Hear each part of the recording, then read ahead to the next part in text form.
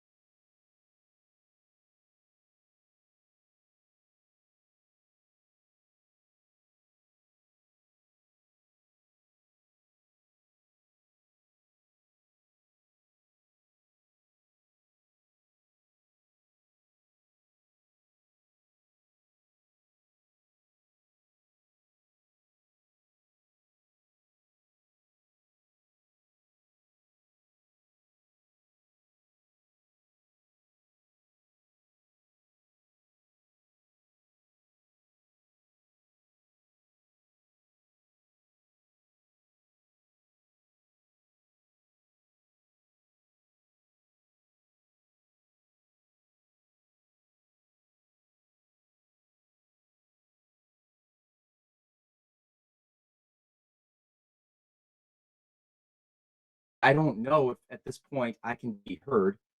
StreamYard has crashed on me 3 times in a row. So if there are still people watching at this late stage of screw up after 5 minutes of blank dead air, give me a little message in the comment section on Rumble so that I could see that this is in fact being streamed in live time and I'm not just talking at my computer. So would that be possible to get a comment from somebody watching right now and let me know, am I being heard? All right. Okay. Signs of life. Thank goodness. All right. So I do apologize for that. That's the second day in a row that, oh, Kimmy, we are here. Babbage says it's thumbs up. Okay, good. CB Bank, okay, good, guys. Second day in a row that this has crapped out on me. So I'm super happy that we actually got it working at least. Because there's a lot of things I want to go through. Meanwhile, as I say that, my PowerPoint also crashed out too. So I'm going to be uploading a PowerPoint and speaking, multitasking while I do that. I'm not always so good at multitasking, but I will give it my best right now. Let me just quickly look for my class. It takes a few minutes to upload these heavy files anyway. And if people noticed, today's title of the show is simply UFOs. UFO Psyop. And I'm assuming that if you know me and you know the type of analysis I've been delivering and the videos I've been presenting in this and previous broadcasts, especially on the previous movie nights with Matt, you'll have noted that my wife Cynthia, myself, Jason Dahl, a movie-making genius that we've been collaborating with for a few years now, we've been making a series of films called The Hidden Hand Behind UFOs. That probably is a slightly better sound. The Hidden Hand Behind UFOs. And the reason why I've chosen to do this series is because we detected that a lot of those influencers today who are behind things like the Pentagon's UFO disclosure operation or the anomalous research, forgetting the names of some of these things, but you have a number of Pentagon-related insiders who have been coming out giving congressional testimony. Luis Elizondo, David Grush, Corbell, a number of these people celebrated by the media as if these are legitimate whistleblowers. And in our analysis, based not only upon the connections that they have with insidious networks of the deep state, through different occult networks as well that have been running this show for quite some time and overseeing such things as the murder of JFK, 9/11, Desert Storm, the transformation of the USA into an empire. There's something really fishy going on is basically what we noticed. And so we've been trying to tie together what is the real picture behind all of this. The first time I ever wrote anything on the topic was in 2014 when I did a little essay called Why I Must Attack Thrive.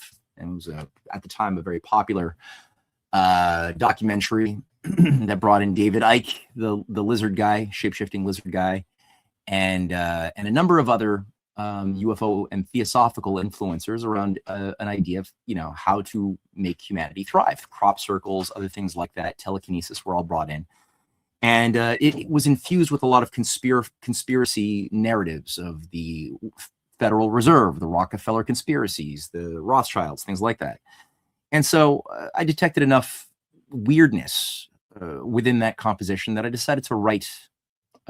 Is he freezy, laggy, or for anyone else? Yeah, am I freezy, laggy for anybody else? For me, I seem okay, but for you guys, StreamYard might be sabotaging me completely. Okay, grainy video, but the audio is okay. All right, let's assume that this is going to work. So I'm just going to flow. But at the time, I still wasn't aware. I did my piece. I wrote my concerns. One of the things I wrote is that a big part of that film Thrive was crop circles, which they were making the point. The narrators, the experts brought on to prepare the groundwork for the inevitable upcoming UFO disclosure is the greatest thing we have to fight for as far as ending government secrecy.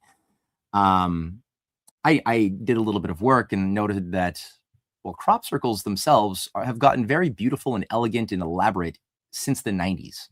But if you look at crop circles in the 80s, crop circles in the 70s, they get very primitive, very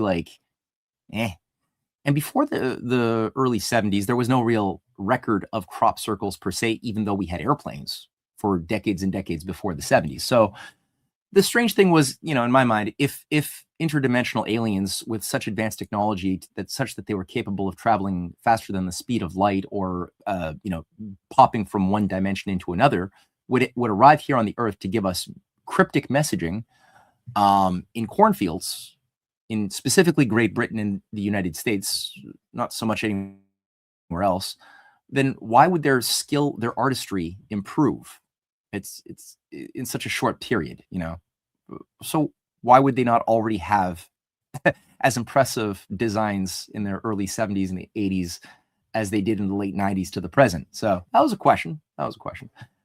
And we've been adding to that research in the form of these documentaries, books even. And today I'm going to go through a few formal slides to just add another element to it that's going to incorporate a few different things that are plaguing our world. Steven Spielberg, after all, has his Disclosure Day film coming up to run in tandem with the batches. Pete Hegseth is outpouring from the Department of War more and more batches of testimonials, FBI records of people who saw stuff in the sky, and astronauts who saw stuff looking out their windows. That's going on. Pete Hegseth is talking about now is the time. We have, you know, JD Vance delivering on mainstream news his view of the demonological origins of UFOs and ETs, and Marco Rubio and others. So anyway, what's going on, right? So I just want to add a little bit of coloring. So what I'm going to do is play a little trailer that we did to announce our film series. We're 4 films in our hidden hand behind UFOs that have been released. We have another 4 so to go. We have to raise money for each one, so it's always a challenge, but we have about 4 more in this series to continue to produce. But here's the 1.5 minute trailer for those who haven't seen it.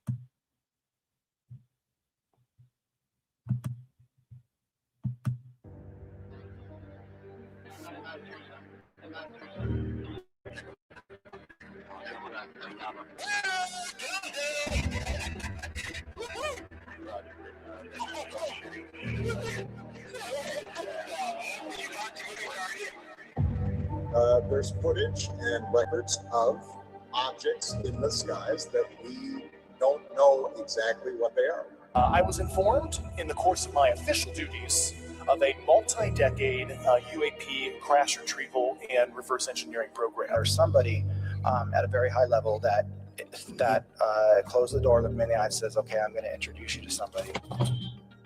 They can protect the higher echelon against detection. They can serve as a means of effecting communication.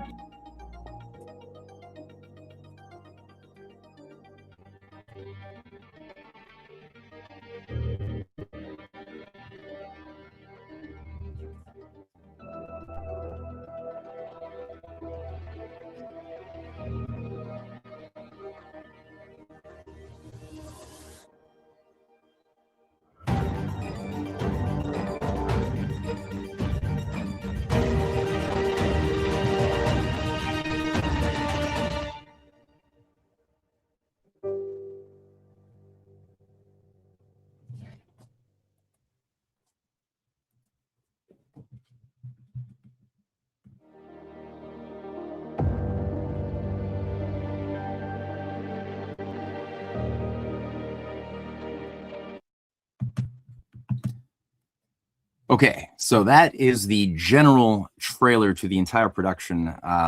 Where, like I said, number four has been produced on Roswell, and the next one will be on the UFO cults. Somebody asks, Eleanor, how can we support the documentary on... Oh, there it is.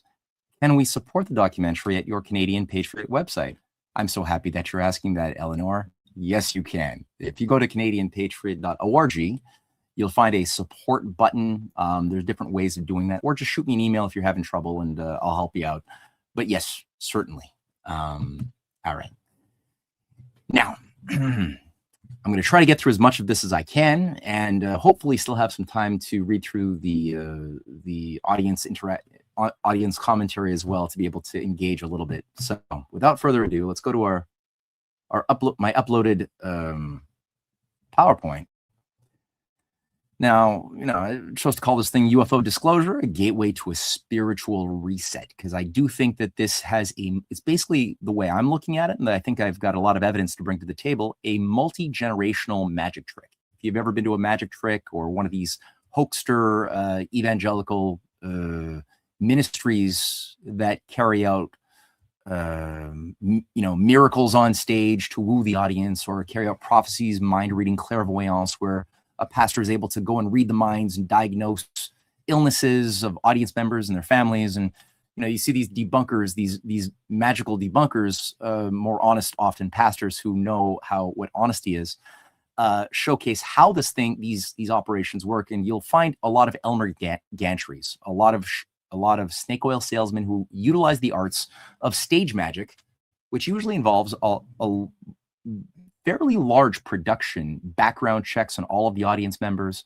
It's very abusive, very manipulative, but it's something which is not just specifically in some of these crazier churches. Technique that's been used to keep humanity manipulated for millennia. That is the age of the sorcerers that we have been living under now for a long time. And just because we so-called got a renaissance, got out of a dark ages period, we had a scientific enlightenment, does not mean that the age of the sorcerers, that those sorcerers that desire to rule as priests of a world that would be simply shadows, that we would be led to believe are reality, where those who cast the shadows would be those who wield true power, and those shadows would be cast through, again, magical illusionist techniques. So let's go to the next slide. Oops, that didn't work at all. Having some crazy technical issues. So just quick, the big explosion of sightings of things seen in the sky really occurred around 1947, the early months, late weeks of 46, early 47, just after World War II, where we had the biggest mass explosion of thousands of people of going to the police and other, their teachers, if they're kids, and saying that they're seeing weird things flying in the sky that are not helicopters or planes. And you had several of these spikes. The first one really wasn't in 47, and the most popular and spread in the media was the Kenneth Arnold sightings in June of 1947, followed very quickly thereafter by the Roswell, New Mexico testimonials of a few people, well, specifically Jesse Marcel, who came to a crash site. He was somebody who worked for the military. He was sent to the crash site where something had crashed in Roswell, New Mexico, and gave testimonials that it was essentially extraterrestrial debris. And then all of a sudden voices began to corroborate that. And then, the government clapped down, saying, we don't talk about that. We don't talk about such things, experimental aircraft or other crashing in the deserts or anything. So a big verboten was placed on that. However, something strange did begin to happen. A fervor. Hollywood films like the Day the Earth Stood Still began to be promulgated. A lot of comic books, novellas, things like that into the pop culture. Sci-fi UFO magazines began to spread. UFO study groups began to be spread around the United States and especially Great Britain and Canada. And the government responded, at least some factions within American intelligence responded by setting up the first official government UFO study group called Project Sign in 47, followed a year later by Project Grudge, sponsored by, again, taxpayer money under President Truman. And then in Great Britain, we had something known as the British Flying Saucer Working Party of 1950. And that was set up by a fellow who you're about to be introduced to, named Sir Henry Tizard, who was the lead scientist of the British Empire, and the guy who created tube alloys. He brought in Leo Szilard into the United States. He had first recruited Szilard in 1934 to work on fission for the British secret military warfare program.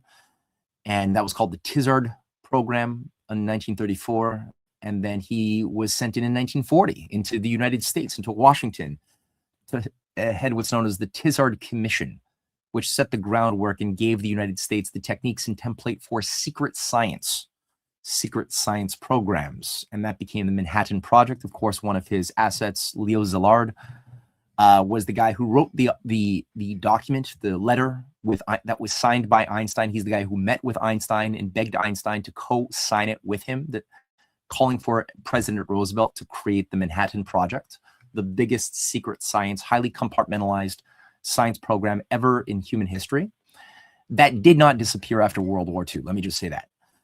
Project Blue Book was the consequence of that, and that was sponsored by Charles Cabell, who was the deputy director of the CIA in 1952, and he was basically launching what Tizard had recommended he do, which became a 16-year-long program, 17-year-long, my math sucks, 16-year-long program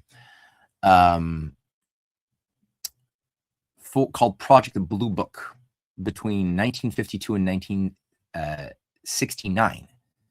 And that was again a military intelligence run continuous operation. And during that time, you had something known as the Robertson Panel 2 as a sub-project of NATO that also played a role. So let's start looking at these things. So Sir Tizard, who played a very, again, big role in creating the foundations, the designs for the Manhattan Project. He basically came in and offered the United States certain technologies that the British had developed, and as such would help also provide a US-British special collaboration around military science protocols in a very compartmentalized way. He was an asset of a fellow by the name of Lord Louis Mountbatten, the Supreme General of the Pacific Command of the Allied forces. He became the head of India, the Viscount, who was assigned the role of partitioning up India in 1946. He was a very, very high-level person. He was a mentor of Prince Philip and a rampant pedophile. He was assassinated finally by Irish Republican militias in 1970s, but he had a massive, dirty history. Now, he also was fascinated. He was known as the first royal to really, really promulgate UFOs and UFO research.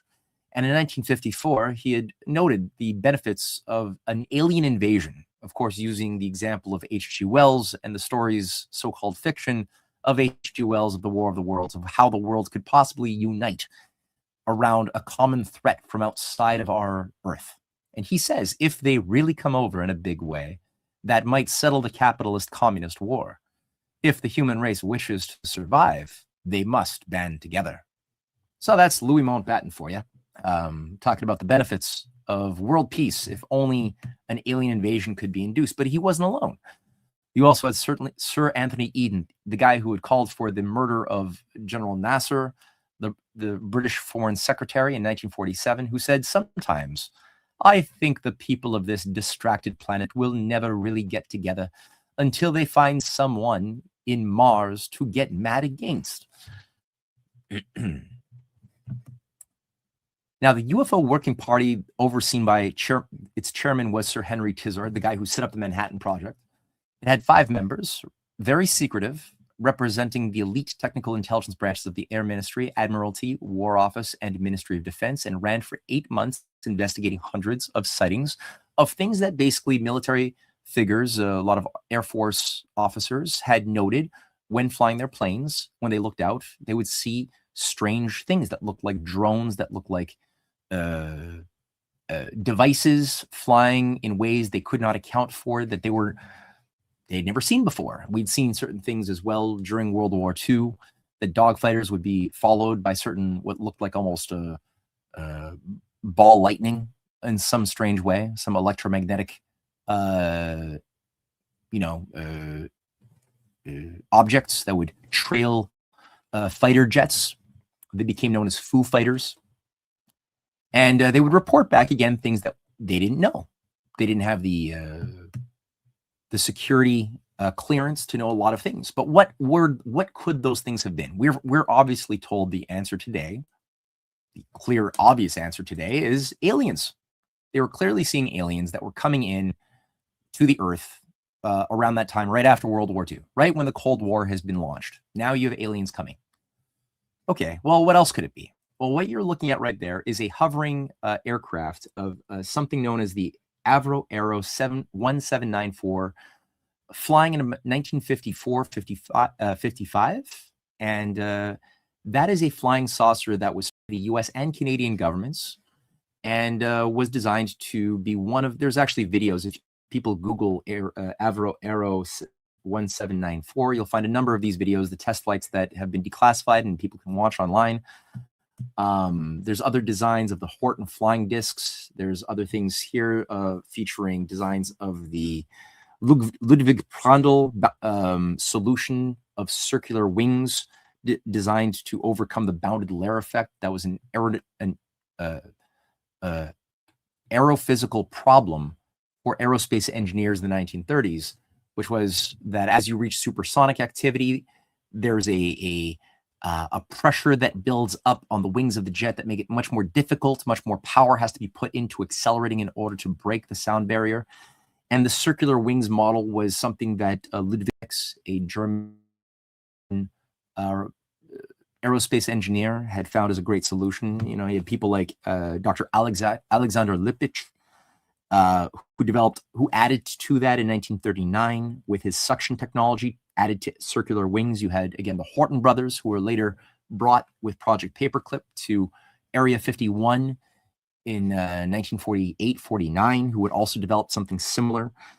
You had Rudolf Streiber and Otto Habermohl, who developed something known as the Flugscheibe, the flying disc terminology. And there was basically dozens of these Italian and German scientists who continued to advance and add to a new type of approach to flying technologies that didn't rely on the conventional wings or even propulsion systems that involved combustion engines, but rather implosion devices like the one seen here by the figure Victor Schauberger, who was an Austrian scientist, was employed by the Germans after World War II, got pulled into Paperclip. Those are some of his surviving designs that involves the golden section applied in the form of certain types of copper alloys that would use water flows and electromagnetic currents in order to induce certain types of lift in objects that otherwise would not have found that lift. And it was called a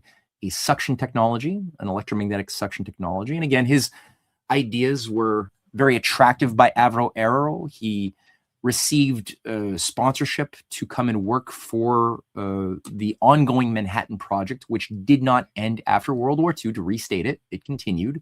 We were told it ended, but no, it just got bigger.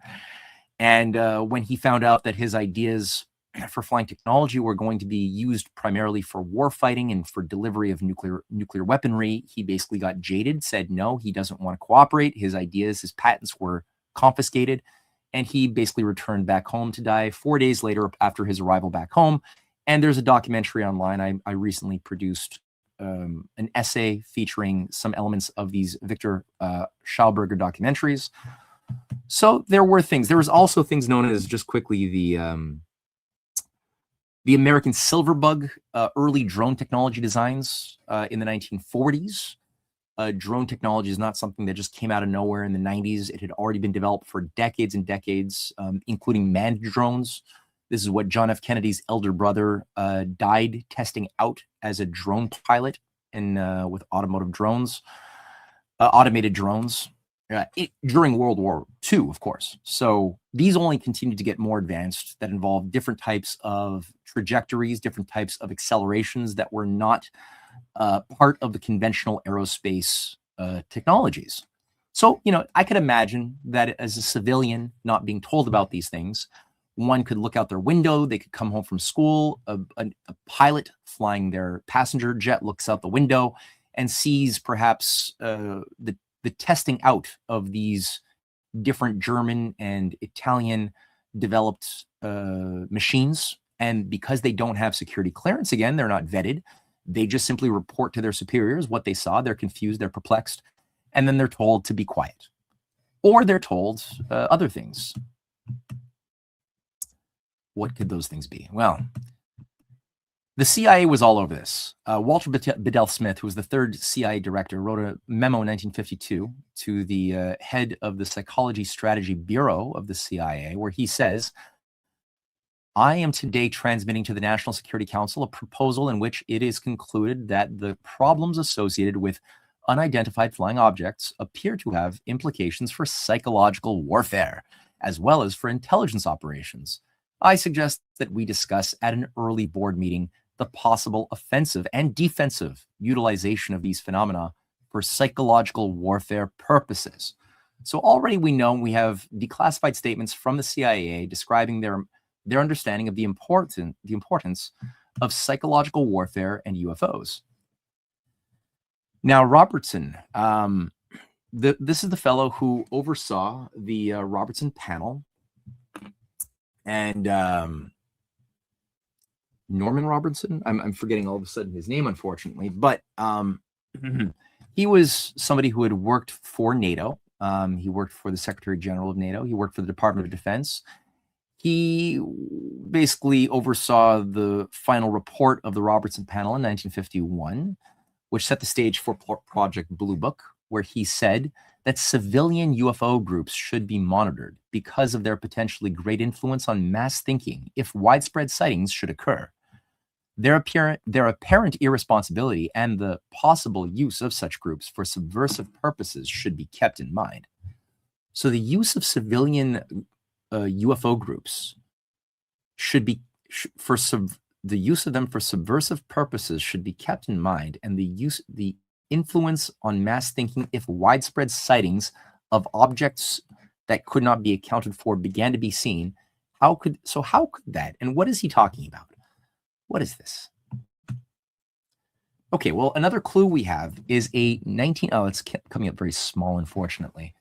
It is a 1942 Project Rand report on the what is it? Trying to get the title of this.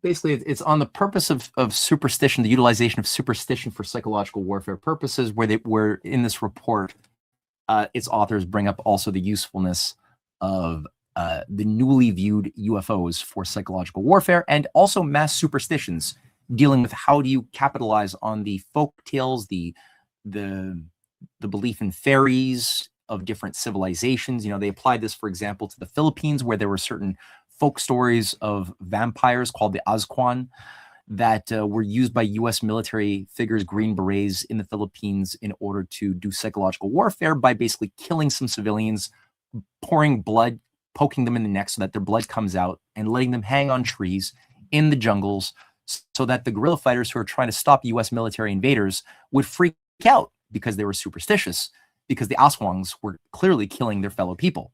And that demoralized them, and it worked very well. There's other ways that this has been used. Now, keep in mind, Robertson was talking about infiltrating and keeping a handle on civilian UFO observation groups. The biggest one of the day was known as the National Investigations Committee on Aerial Phenomenon. It was the earliest, the biggest, and its founder and first president was Roscoe H. Hillenkoetter, who people might recognize as the first director of the CIA.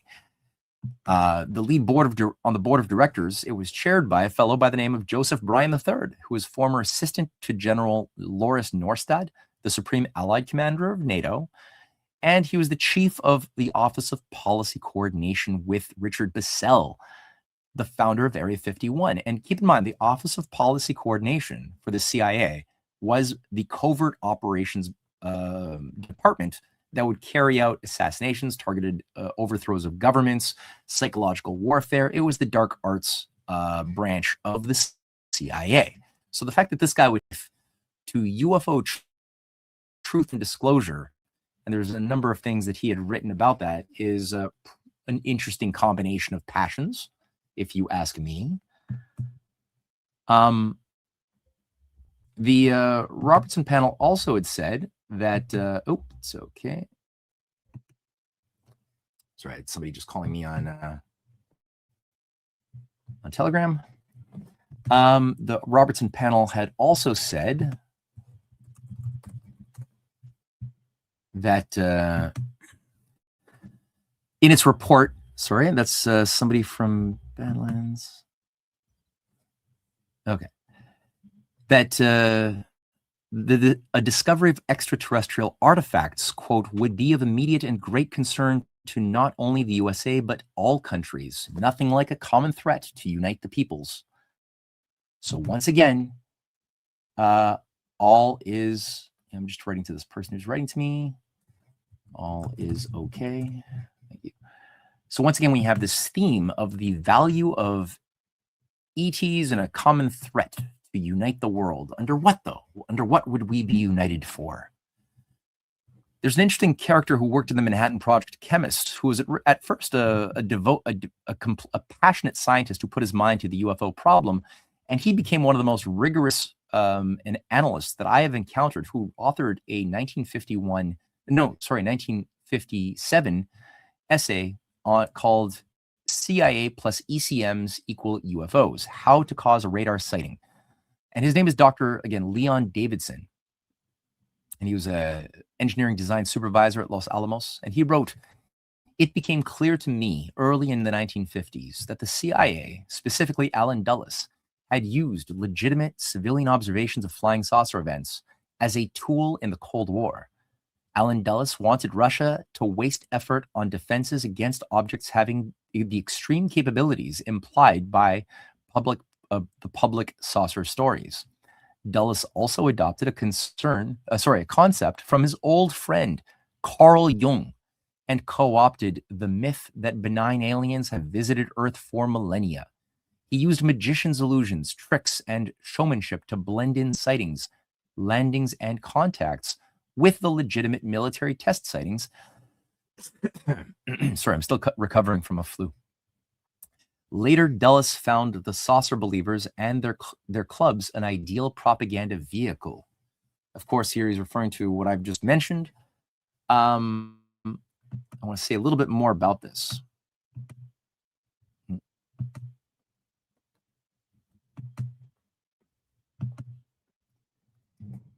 he wrote that I contend that since 1951, the CIA has caused or sponsored saucer sightings for its own purposes.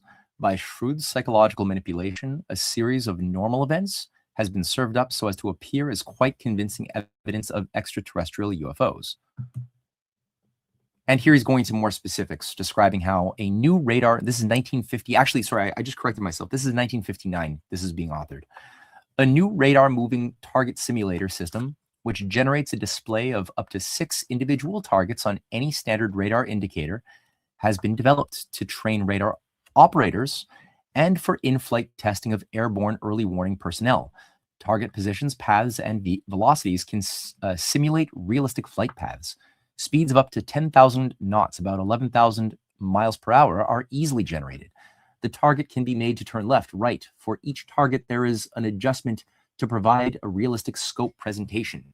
Meaning, if you are somebody simply looking at the radar, which the vast majority of observations were from those people looking at radar blips, and you saw something moving at those speeds and making the types of maneuvers that these aircraft were making, he's basically saying that these are the effects of the manipulation of radar by technologies developed by America's secret science programs.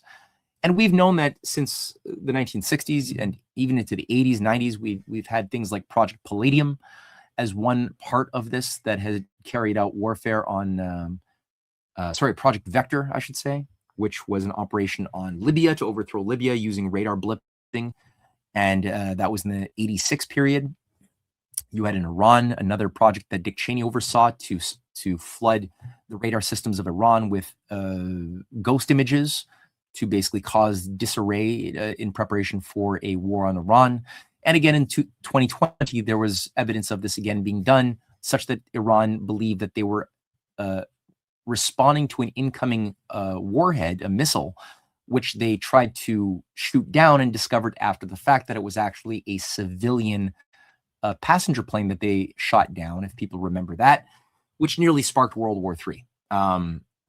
So this technology is well known. Now, he referred to Alan Dulles and Carl Jung. Now, Carl Jung, this is so important, was self-identified as a modern shaman, a sorcerer, a high priest, a Gnostic high priest.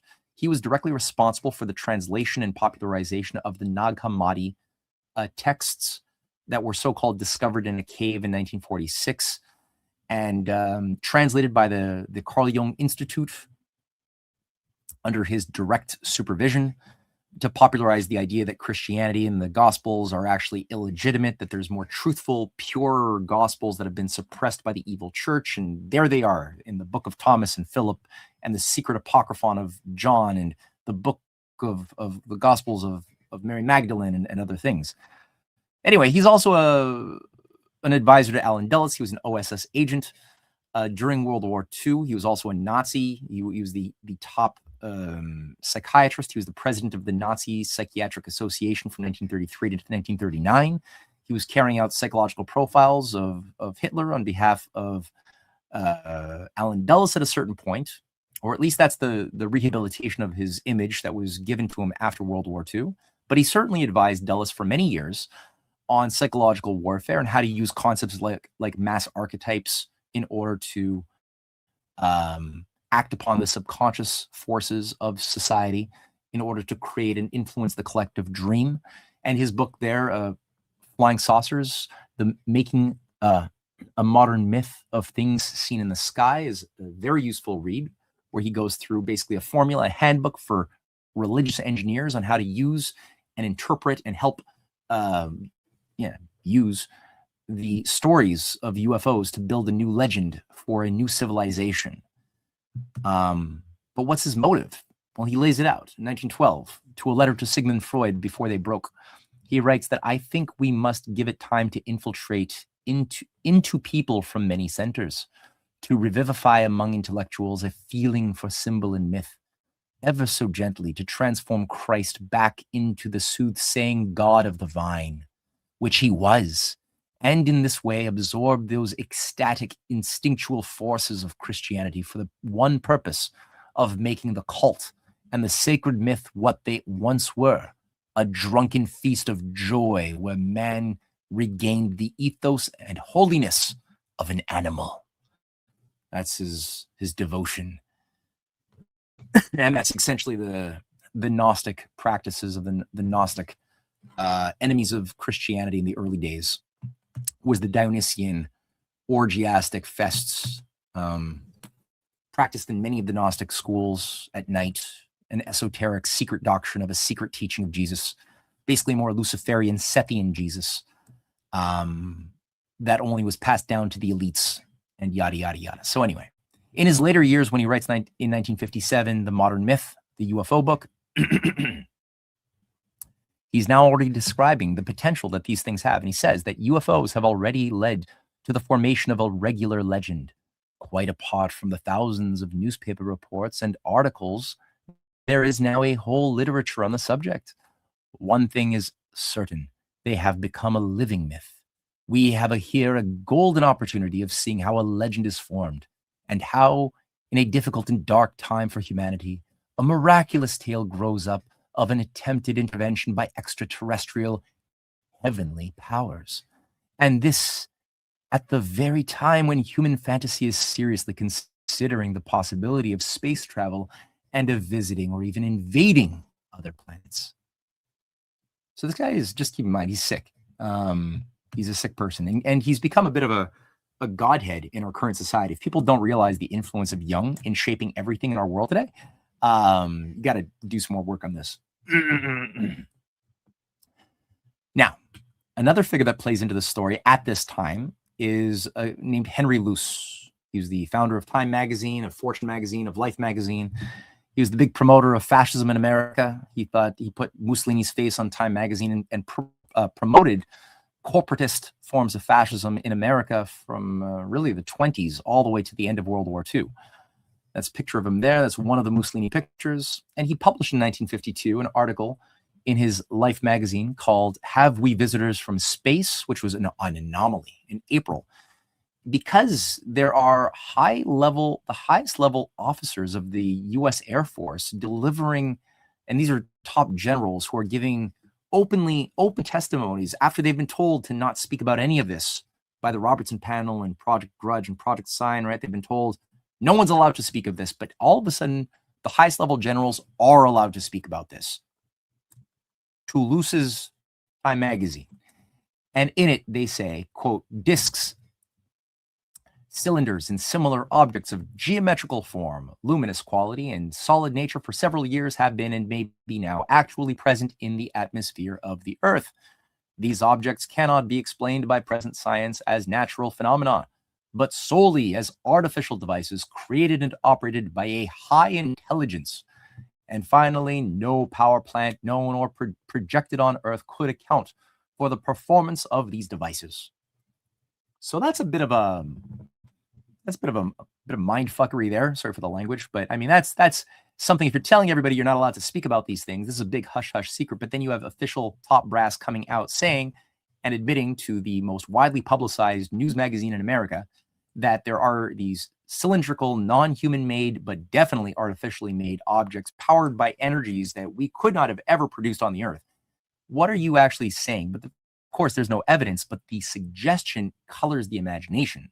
See, the lack of clarity is what causes the imagination to start creating within itself, within the mass zeitgeist, solutions to those vagaries. And that's part of the hypnotic induction process.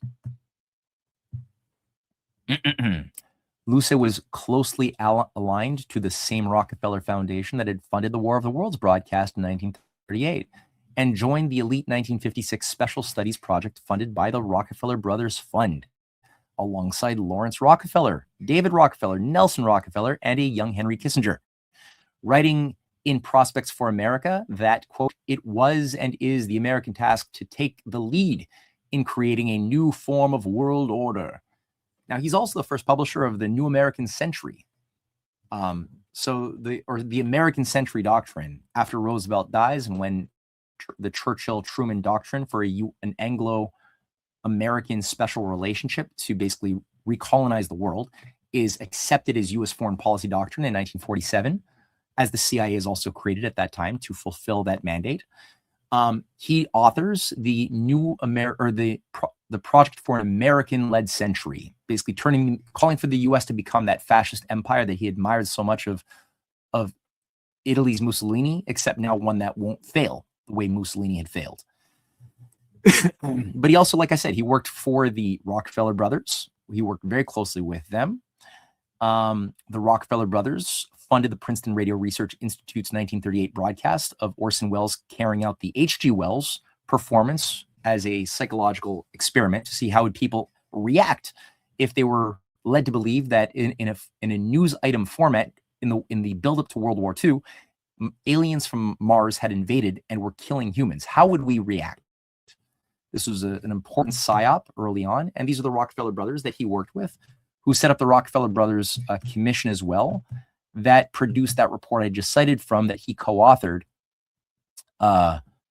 called the Special Studies Project. And people could, even to this day, it's still classified. There is an executive summary edition that has been available that you can read on archive.org, but the actual content that Kissinger, Luce, David, and Lawrence Rockefeller all co-funded is today still not available for public eyes to see. So more interesting for me than the more UFO files is what does that say? Why can't I see that after it was written in 1960? Naomi Klein writes in The Shock Doctrine that a meeting happened in Montreal, Canada in 1951, and she writes, one of the most controversial meetings Henry Tizard had to attend in this capacity as chair of the National Research Commission would only emerge many years later with the declassification of CIA documents, namely a meeting on June 1st, 1951 at the Ritz-Carlton Hotel in Montreal, Canada, between Tizard, Omon Salant, chairman of the Defense Research and Development of Canada, and representatives of the CIA to discuss brainwashing. So brainwashing became what she's talking about as a meeting that set the stage with Tizard from the UFO Flying Saucer Working Party and the guy who sets up the Manhattan Project, to remind you, comes to Montreal to meet with the CIA officials and Canada's Omon Salant, a very evil satanic figure, and I've written a book about that went through elements of what he was a part of, to launch what's known as MK Ultra, first known as Project Artichoke, to see how the new development of hallucinogenic material, psilocybin, LSD-25, DMT, different strains of marijuana combined as well, would all be conducive for psychological warfare, but also mass psychological manipulation to help create not just Manchurian candidates as brainwashed assassins, which was one of the goals, but I think they've already had those capabilities for a long time, even before that. But partially a big one was to shift the cultural ethos. This is one of the Time magazine 1954 editions that first publicized and really made popular the mushroom cult, the psilocybin cult, and this is called Seeking the Magic Mushroom, 1954 Time Life. There's a photo there of J. Gordon Wasson. J. Gordon Wasson worked very closely with Luce. He's he basically went on a pilgrimage for many, many months and then wrote this article documenting the ayahuasca and mushroom experiences of the shamans throughout Mexico. And he created sort of a pilgrimage experience that was followed by millions of young beatniks and hippies in the years to follow. Timothy Leary followed his lead as his disciple, as did Terence McKenna. Now, this guy, not only was his whole trip and study funded by the CIA, but he himself was the vice president of JP Morgan, one of the top Nazi funding banks and Mussolini funding banks that wanted fascism and Hitlerism in America in the 1930s and 40s. That same guy all of a sudden devoted himself to wanting to liberate our minds because he cares so much about liberating us as human beings from our neurotic problems and our square trappings of the past, stiff square ethos of the black and white obsolete generation of Christians, and we should just be free. So anyway, that fed right into MK Ultra. He also co-authored with Albert Hoffman, the chemist from Sandow's labs, who was also funded by the CIA and MI6, who was the discoverer of LSD-25. He co-authored this book called The Road to Eleusis, Unveiling the Mystery, the Secret of the Mysteries.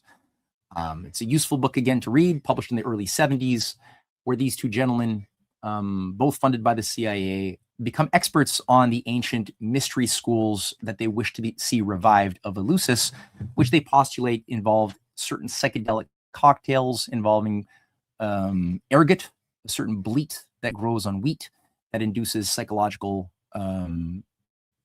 basically psychosis, as well as visions, psychedelic experiences. And they're likely right. I think that they're probably telling the truth about that, the connection of LSD-25 and the ancient cocktails that were used to also deconstruct the initiate's identity and reconstruct them anew after a life and death experience was given to them in an Eleusinian mystery experience of Greece. Now, a biographer of Luce, Stephen Siff, says, or wrote in a coverage of LSD in Time and Life, there's a fantastic piece of work that Stephen Siff wrote. He wrote that Time and Life were fascinated by LSD. So not just shrooms, not just fascism, but LSD. Henry Luce's magazines discovered LSD in 1954 and remained enthusiastic even as the drug was becoming popular with recreational users, frequently discussing the experience in an explicitly biblical framework. Scarce stories were balanced with endorsements of LSD by professors, businessmen, and celebrities, and some articles even read like advertisements. That's absolutely true. These are just some of the lead figures. That is Henry Murray, who oversaw the Harvard psilocybin project, along with Ram Dass, who also worked with Henry Murray of the CIA under Sidney Gottlieb. That's Aldous Huxley, who also worked on the same Harvard psilocybin project. And there's Timothy Leary, who is one of those who came through that, a very different person and a follower of Aldous Huxley as a new guru and priest of the new UFO psychedelic religion. By the way, Ted Kaczynski, aka Unabomber, was also a product of that Harvard psilocybin project. That's the Unabomber right there, from upstanding young man to Unabomber on the right. Aldous Huxley writes, according to Timothy Leary's biography, Crossroads, saying in 1961 that these brain drugs have these value. These brain drugs, mass-produced in the laboratories, will bring about vast changes in society. This will happen with or without you or me. All we can do is spread the word. The obstacle to this evolution, Timothy, that's Timothy Leary, is the Bible. So this is on his deathbed. He's talking about the need to overcome and destroy the Bible in order to spread these mind drugs as the new religion. Timothy Leary continues in Crossroads, his autobiography, where he says, we had run up against the Judeo-Christian commitment to one God, one religion, one reality that has cursed Europe for centuries and America since our founding days. Drugs that open the mind to multiple realities inevitably lead to a polytheistic view of the universe. We sense that the time for a new humanistic religion based on intelligence, good-natured pluralism, and scientific paganism had finally arrived. So, Timothy Leary, also a guy who admired Aleister Crowley. Another guy who was equally excited and passionate about destroying Christianity and liberating us to the infinite possible realities that we could create for ourselves with mind drugs and also interact with aliens from other dimensions was Terence McKenna. There's him right there doing a little bit of a trip. Now, Terence McKenna, his entire Green Earth project, the Green Earth Foundation, that fielded his international studies and encyclopedic work on different strains of psilocybins, was backed principally by the figure of Lawrence Rockefeller. There's him on the right there. Lawrence Rockefeller is the elder of the grandchildren of John D. Rockefeller of Standard Oil fame. That's him with Ronald Reagan, the same Reagan that came out saying how great it would be for humanity to be united around an alien invasion at the United Nations. And although it's difficult to see, especially if you're watching this on your phone, right down is on the left is a September 14th, 15th symposium at the Lawrence Rockefeller Ranch in Wyoming featuring Stephen Greer, featuring Linda Moulton Howe, featuring Robert Bigelow, and a number of other influencers who would go on to play a leading role in the UFO disclosure operation in the years to come. And in that same period, 1993, Lawrence Rockefeller goes off to the White House. He's invited in to meet up with Bill Clinton, and he takes Hillary down to his Wyoming ranch as well for some seminars. John Podesta always accompanies her as well and becomes a major advocate of UFO disclosure at that time. Bill Clinton, one of his early acts in office is to release the first batch officially by a government agency in the White House of millions and millions of FBI and CIA reports of UFOs, mostly all anecdotal testimonials, but it really gets the ball rolling and feeds the fires of the UFO disclosure religion as a new movement calling for truth, not truth of the murder of JFK or the truth of the murder of Martin Luther King or why our government got taken over by Nazis, not those truths. Why are governments covering up the UFOs? That became the new mission to redefine the conspiracy research community around. But in preparation for what? Some of the noteworthy personalities who played a key role in this, including with Robert Bigelow, the billionaire hotel magnate who was there with Lawrence Rockefeller, included Jacques Vallée, Harold Puthoff, Jalen Hynek, Ingo Swann, but many others. We're going to say some words about these guys because they still have a little bit of time. Actually, I'll say this now. So look, Robert Bigelow, that's him there in more recent years as a part of the new space movement with Elon Musk and Jeff Bezos and Richard Branson. The new space movement was basically the idea that the new type of approach to space would be private billionaire finance space only, not space projects that involve the nation state, but rather only which are permitted for billionaires to use and to control our military and our defense systems around. And that was one of his pioneering roles. Now, Robert Bigelow created in 1993 in something called Skinwalker Ranch in Ballard, Utah, a headquarters of a new organization also overseen that worked in tandem with Stephen Greer and the Lawrence Rockefeller disclosure operation called the National Institute for Discovery Science, with most of these characters here that I just showed, Jacques Vallée, Harold Puthoff on the board. Christopher Moore became also Richard Moore became an advisor. He also, through this, Robert Bigelow funded massively Harry Reid's electoral campaigns and had Harry Reid put $22 million of black money towards generating footage of anomalous aerial vehicles and the creation of the Pentagon's Anomalous Aerial Research Department, which is again completely funded as a Harry Reid operation, which served as a conduit of Bigelow's infiltration of U.S. government systems. And this is what Louis Elizondo came out of as he became a very publicized whistleblower as part of this operation. I mentioned Jacques Vallée. People saw a picture of Hynek. Those are two important figures. Now, that's them at the United Nations in 1978, I want to say, or maybe 79, where both gentlemen were invited to present speeches on the need for a one world government surveillance agency to monitor all anomalous activity of UFOs seen in the skies or in the water.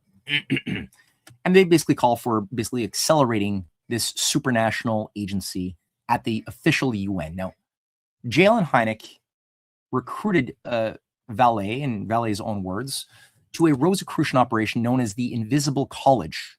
J. Allen Vallée, who is the co-creator of the modern internet when he worked for DARPA in the 1960s, wrote a book in the early 70s called The Invisible College, going through Hynek's team of esoteric scientists that worked together to create this new version of the thing that controlled the Royal Academy and the Isaac Newton project centuries ago.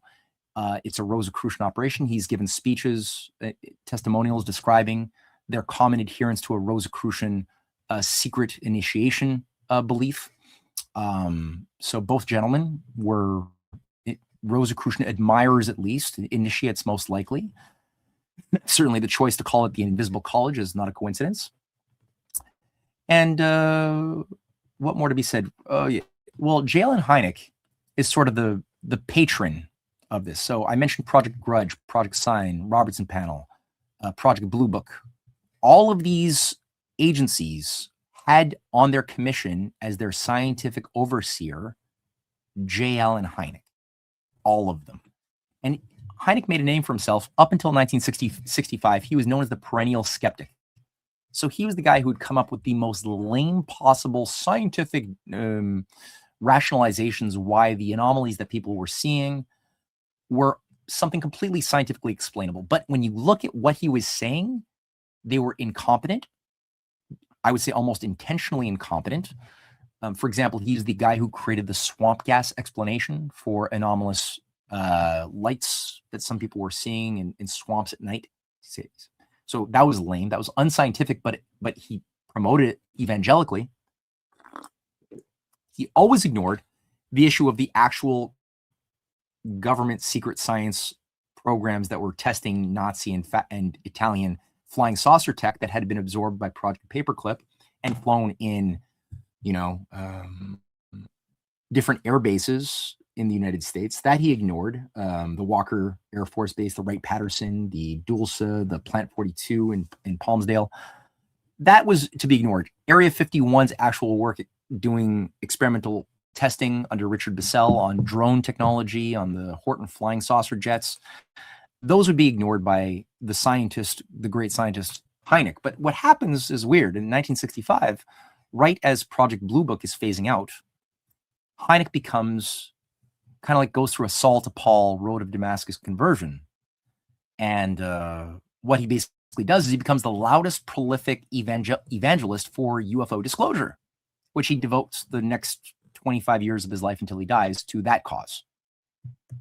I would say he's probably always a sleeper agent just waiting to wake up. Kind of like you might imagine, let's say, an Eric Weinstein today, who's acted like a big skeptic and now has all of a sudden come to realize that, his skepticism is flawed and actually there are demonic ET entities from other dimensions. Of course there are. So come with him, you former skeptics too, and come with me now that your guard and your sentinels are down and let's all do an alchemical transformation together.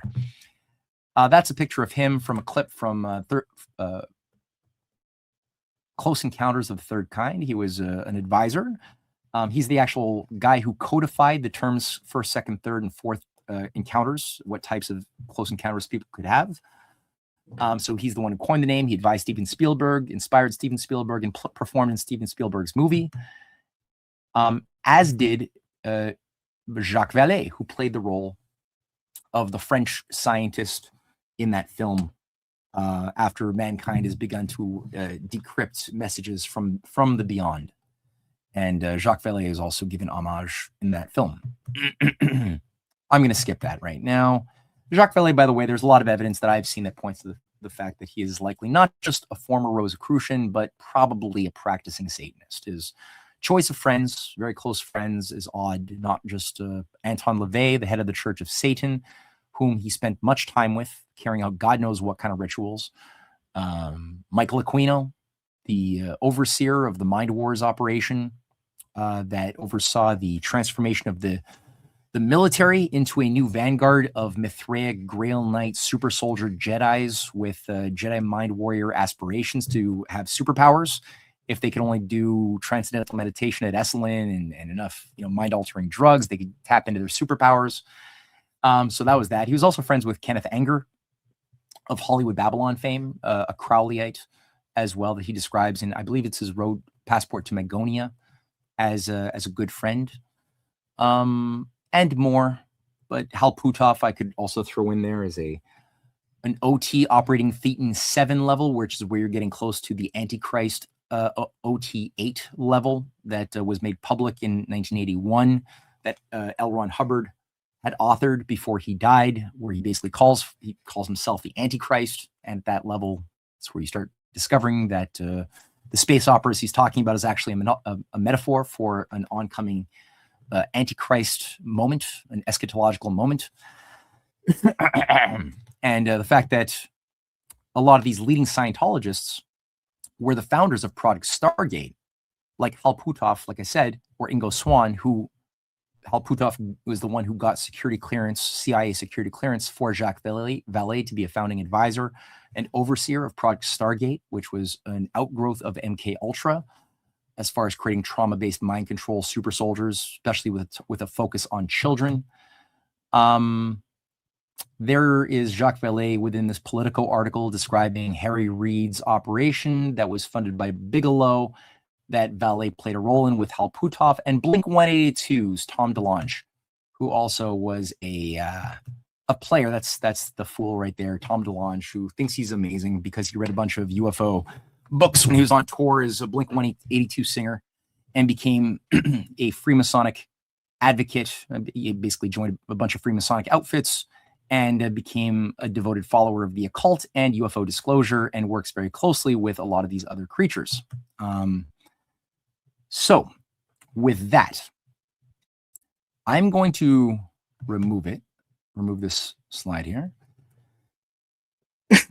And my voice is beginning to give out, because I have been suffering for about a week now with a very nasty chest cold, but I'm getting better, but my voice is literally crashing out. So what I'm going to say is if there's any significant or interesting questions that people have now, I'm going to scan through the comments just to see if there's anything here that catches my eye.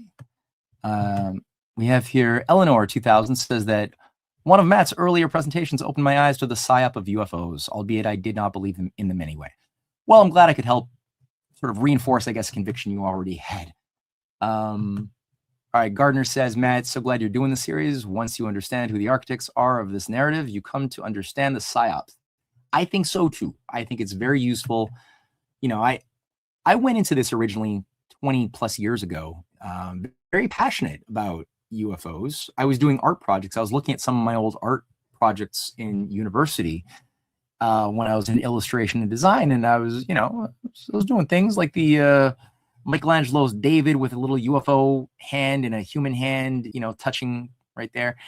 And I was enamored completely by this idea, this fanciful concept that something you speculate upon. My father, I was reading through my dad's old notebooks, and he was a believer that Jesus was an alien. It was a thing. It was a curious thing, and I was into it. And I went into this originally, my research out of pure honest curiosity, and it was only as I began to become more familiar with the actual architecture of the New World Order and the deeper, darker history of the occult that's been misshaping our experience and creating all of the wars, the assassinations, the destruction of all of these beautiful potentials, that I began to reevaluate, well, who is really behind this very popular mythology? Who is behind the observations? Is there a way to account for these observations that does not necessarily require that I leap to the supernatural or ETs from other galaxies or other dimensions? So is a simple, elegant explanation that is reasonable available to my inquiring mind that is satisfying without, because I think a lot of people, including my earlier self, would be way too quick to let go of my reason and jump to something extraordinarily magic, like basically magical thinking, before really just stopping to see, well, how much of the terrain can I know? Who are the players, right, that are behind this thing in general? Who are they? So yeah, you got here. Eleanor writes, the exploration of superstition for purposes of psychological warfare from Randcore. Thank you so much, Eleanor, for finding that. I really do appreciate that. I just couldn't see that screen, so that was very annoying. All right, so let me just scroll down a little bit more here. So Kimmy writes, I finally convinced my husband that UFOs are a psyop after watching Matt's documentaries. Huzzah! Huzzah! All right. Okay. They work, folks. Reason and evidence goes a long way. I encourage everybody to try it as much as they can every day.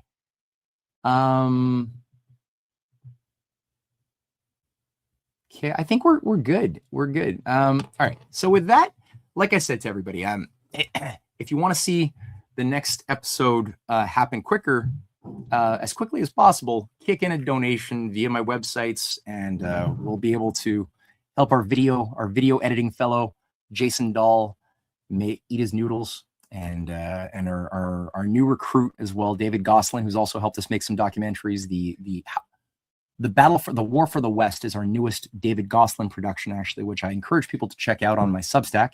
That's matthewehret.substack.com.